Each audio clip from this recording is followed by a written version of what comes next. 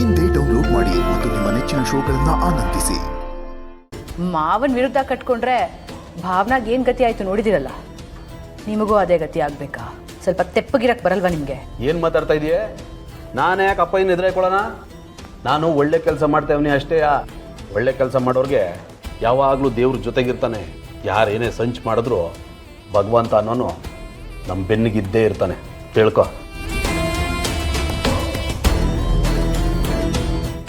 ನನ್ನ ಪ್ಲ್ಯಾನ್ಗೆ ಇವರೇ ಅಡ್ಡಿ ಮಾಡಿಸಿದ್ದಾರೆ. ತೆಪ್ಪಗೆ ಬಿದ್ದಿರೋದು ಬಿಟ್ಟು ತಮ್ಮನ ಜೀವನ ಅಂತ ಬಡ್ಕೋತಿದ್ದಾರೆ. ರೀ, ನೀವು ಏನೇ ಮಾಡಿದ್ರು ಸಿದ್ದು ಭಾವನ ಡೈವರ್ಸ್ ಆಗೋದನ್ನ ತಪ್ಸಕ್ಕಾಗಲ್ಲ, ತಿಳ್ಕೊಳ್ಳಿ. ವೀಣಾ, ಏ ವೀಣಾ, ಬೇಗ ಬೇಗ ತಾನೆ. ಏನ್ರಿ?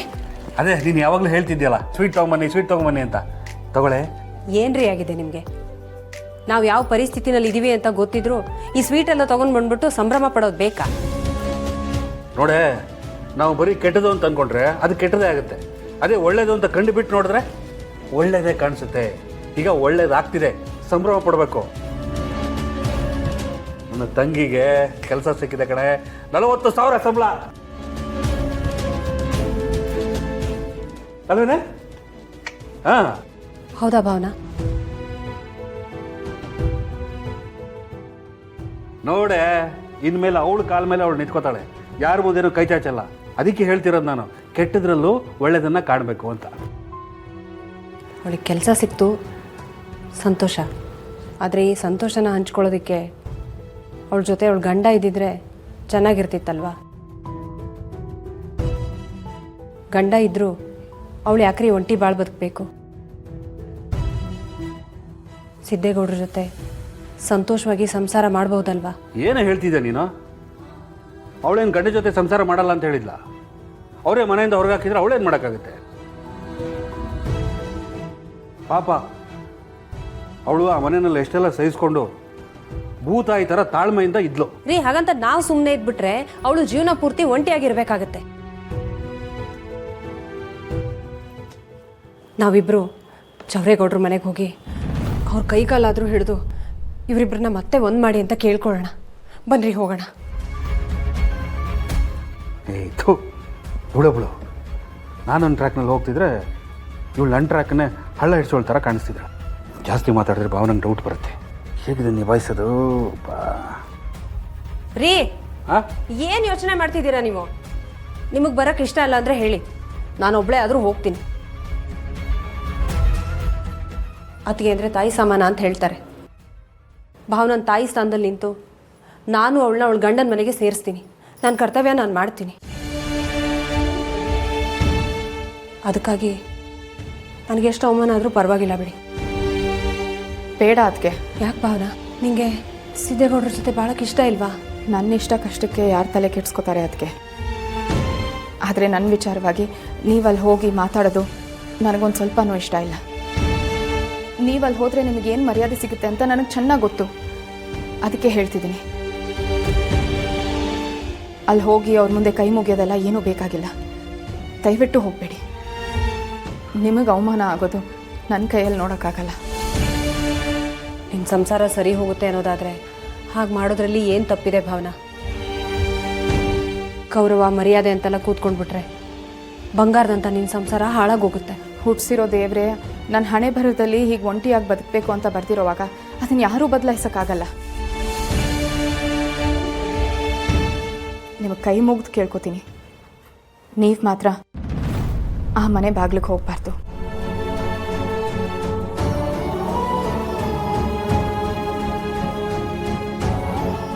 ಅವಳು ಹೀಗೆ ಹೇಳ್ತಾಳೆ ಅಂತ ಗೊತ್ತಿದ್ದೆ, ನಾನು ಬೇಡ ಅಂತ ಹೇಳಿದ್ದು. ನೊಂದೇನೋ ಮನ್ಸು ಕಣೆ ಅವಳದು. ನೀನು ಸಮಾಧಾನ ಮಾಡೋದು ಬಿಟ್ಟು ಏನೇನೋ ಮಾತಾಡ್ತಿಲ್ಲ. ಹೋಗು, ಸಮಾಧಾನ ಮಾಡು, ಹೋಗು.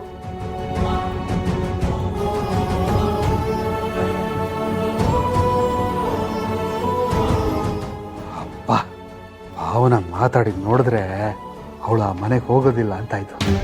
ನನಗೂ ಅದೇ ಬೇಕಾಗಿರೋದು. ಚೌರೇಗೌಡ್ರಿಗೆ ಮಾತು ಕೊಟ್ಟ ಹಾಗೆ ಡಿವೋರ್ಸ್ ಪೇಪರ್ಗೆ ಸೈನ್ ಮಾಡಿಸಿ ಕೊಟ್ಟುಬಿಟ್ರೆ ನನ್ನ ಸೈಟ್ ಉಳಿಯುತ್ತೆ. ಹೇಗಿದ್ರು ಇನ್ಮೇಲೆ ಕೆಲಸಕ್ಕೆ ಹೋಗ್ತಾಳೆ.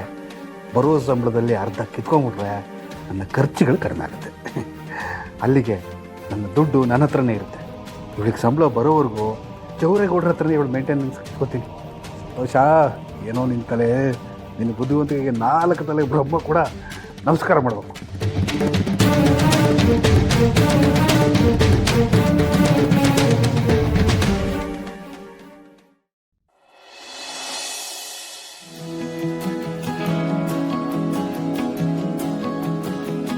ಏನು ಯೋಚನೆ ಹೋಗ, ಕೆಲಸ ಆಯಿತು ಅಂತ ಹೇಳ್ಕೊ. ನನ್ನ ಫ್ರೆಂಡಿಗೆ ಫೋನ್ ಮಾಡ್ತೀನಿ. ಹಾಂ,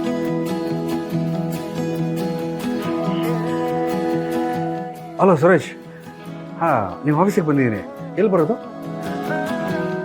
ಹಾಂ, ಸರಿ ಕೊಡ್ತೀನಿ. ಮೇಡಮ್, ಸುರೇಶ್ ಅವರು ಲೈನಲ್ಲಿದ್ದಾರೆ. ಹಲೋ, ಹೇಳಿ ಸರ್. Okay sir. ಹಾಂ, ಓಕೆ ಸರ್. ಏನಂದ್ರು? ಸರ್ ನಾನು ನೋಡ್ಕೊಂಡು ಬರ್ತೀನಿ ಸರ್, ಫ್ರೀ ಇದ್ದಾರಾ ಅಂತ. ಹಾ. ನೀವು ಇಲ್ಲೇ ಕೂತ್ಕೊಂಡು ವೆಯ್ಟ್ ಮಾಡಿ ಸರ್. ಆಯ್ತಾಯ್ತು, ಥ್ಯಾಂಕ್ ಯು. Okay sir.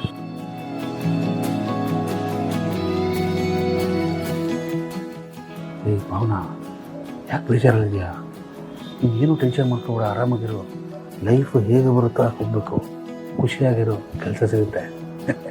ನಾನಿದ್ದೀನಿ ನಿನ್ನ ಸಹಾಯಕ್ಕೆ, ಯೋಚನೆ ಮಾಡು. ಹಾಂ,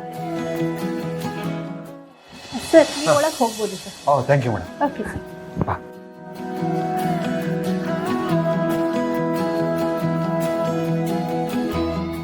ಸರ್ ನಮಸ್ಕಾರ ಸರ್. ಅದೇ ಸುರೇಶ್ ಅನ್ನೋರು ಫೋನ್ ಮಾಡಿದ್ರು. ಸಂತೋಷ್ ಅಂದರೆ ನೀವೇನಾ? ಹಾಂ, ನಾನೇ ಸರ್. ಕೂತ್ಕೊಳ್ಳಿ. ಹಾಂ,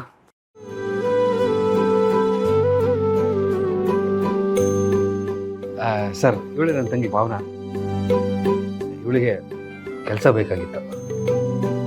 ಏನು ಎಕ್ಸ್ಪೀರಿಯನ್ಸ್ ಇದೆ ಮೇಡಮ್? ಸರ್ ಅದು ಶ್ರೀಕಾಂತ್ ಗ್ರೂಪ್ ಆಫ್ ಕಂಪನೀಸಲ್ಲಿ 2 ವರ್ಷ ಅಕೌಂಟೆಂಟ್ ಆಗಿ ಕೆಲಸ ಮಾಡಿದ್ದೀನಿ.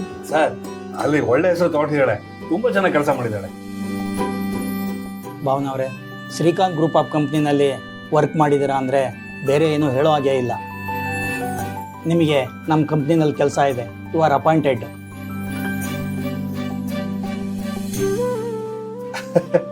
Super sir, thank you so much sir. ಸಂಬಳ ಎಷ್ಟು ಅಂತ? ಪೇಮೆಂಟು 40,000 ಇರುತ್ತೆ. ಇವ್ರಿಗೆ ಓಕೆ ಅಂದರೆ ನಾಳೆಯಿಂದನೇ ಡ್ಯೂಟಿಗೆ ಜಾಯ್ನ್ ಆಗ್ಬೋದು.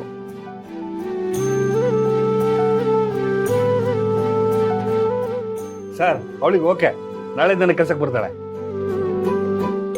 ಎಲ್ಲ ನೀವೇ ಹೇಳ್ತಾ ಇದ್ದೀರಲ್ರಿ, ಅವ್ರಿಗೂ ಹೇಳೋದಕ್ಕೆ ಬಿಡಿ. ಹಾಂ ಸರ್, ನನಗೂ ಓಕೆ. ನಾನು ನಾಳೆಯಿಂದನೇ ಕೆಲಸಕ್ಕೆ ಬರ್ತೀನಿ. You are welcome. ಸರ್ ನಿಮ್ಮಿಂದ ತುಂಬ ಹೆಲ್ಪ್ ಆಯಿತು. Thank you sir, thank you. ಬರ್ತೀನಿ. Thank you sir. ಬಾ.